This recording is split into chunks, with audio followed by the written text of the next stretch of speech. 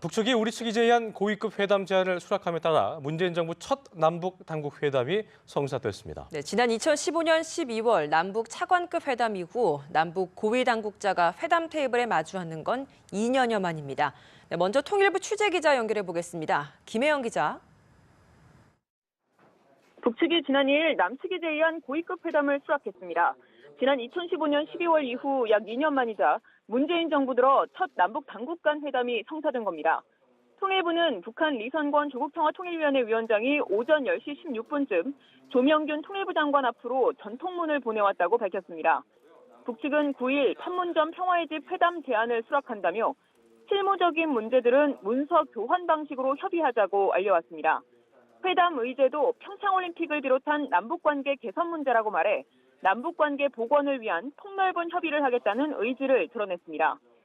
이처럼 북한이 제의를 수락함에 따라 오는 9일 화요일에 판문점 평화의 집에서 남북 고위 당국자가 테이블에 마주 앉게 됐습니다.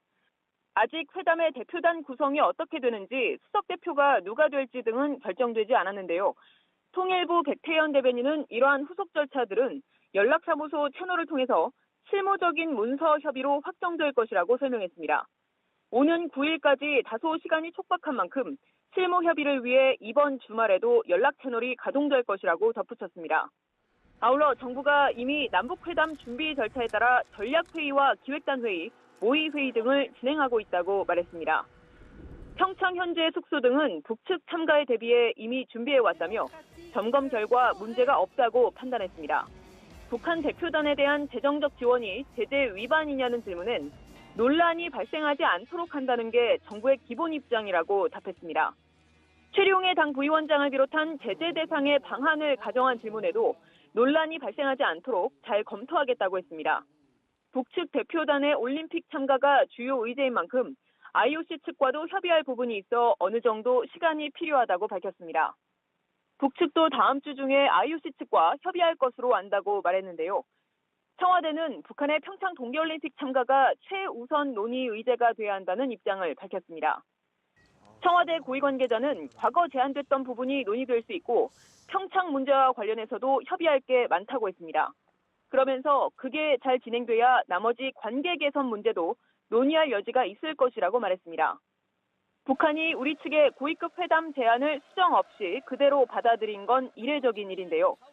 그동안 남북은 회담을 진행할 때마다 거의 매번 개최 장소와 일정, 형식 등을 놓고 줄다리기를 벌여왔습니다. 그만큼 북한이 남북관계 개선에 대한 강한 의지를 보여주는 것 아니겠느냐는 게 정부 관계자의 분석입니다. 아울러 남북 간 고위급 회담 성사의 배경으로 한미 정상 간 한미연합훈련 연기 합의가 유효했다는 해석이 나옵니다. 한미연합훈련 중단은 북한이 한국과 미국을 향해서 오래전부터 요구해온 사안입니다. 북한 김정은 노동당 위원장도 신년사를 발표하면서 대표단 파견 용의를 밝힌 뒤 사실상 한미 군사훈련 중단을 요구한 바 있습니다. 물론 이번의 경우 중단이 아닌 연기이긴 하지만 남북관계의 복원 속도를 빠르게 하는 훈풍으로 작용했다는 평가가 나옵니다. 연합뉴스TV 김혜영입니다.